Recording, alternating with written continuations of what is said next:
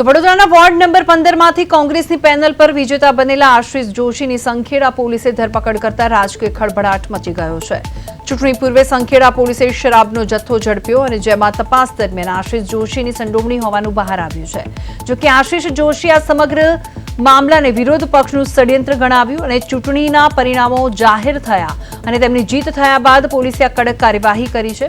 આ ધરપકડના પગલે કોંગ્રેસે ભાજપ પર બદલાની રાજનીતિનો આક્ષેપ કર્યો છે અને પ્રદેશ કોંગ્રેસ મીડિયા કોર્ડિનેટર હેમાંગ રાવલે આ ઘટનાને રાજકીય કિન્નાખોરી ગણાવી છે, જ્યારે આશિષ જોશીએ પણ ભાજપના નેતાઓના ઇશારે કાર્યવાહી થતી હોવાનો દાવો કર્યો છે।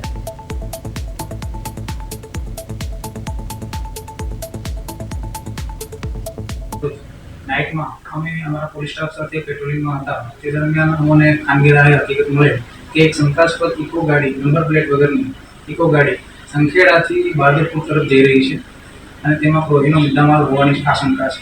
તે આધારે અમે સંખેડા પોસણ નદીના ડાયવર્ઝન પાસે એમની વચમાં હતા। તે દરમિયાન તે સદર્ભ ગાડી ઇકો ગાડી ત્યાંથી પસાર થતા તેને રોકી કોડન કરી ચેક કરતા તેમાંથી 299 બોટલ इंग्लिश दारूનો જથ્થો કિંમત ₹3,96,773 નો મળી આવેલો હતો।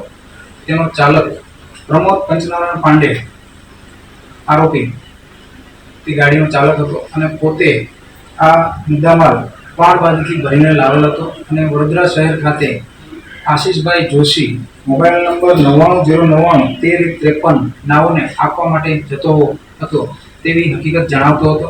તે આધારે અમોએ પંચોની રૂબરૂ કાયદેસર કાર્યવાહી કરી તમામ પ્રોહીનો મુદ્દામાલ અને ઇકો ગાડી જપ્ત કરવામાં આવેલ તેમજ આરોપીને જે તે વખતે પ્રમોદ પંચનારાયણ પાંડેને અટક કરવામાં આવેલ હતો।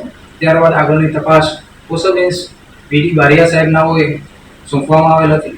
તપાસ દરમિયાન આરોપીઓના કોલ ડિટેલ્સના આધારે અમોએ સદરુ 2 નંબર આરોપી આશિષભાઈ જોશીની પૂછપરછ કરવામાં આવેલી હતી। આશિષભાઈ જોશી નાઓએ બી તેમના પૂછપરછ દરમિયાન જણાવેલ કે પોતે જે આ 99099353 નો મોબાઈલ નંબર છે પોતે જ વાપરે છે અને તેમના પ્રથમ આરોપી પ્રમોદ પંચનારાયણ પાંડે સાથે કોન્ટેક્ટ કોલ થયેલ હતા તે જણાવે।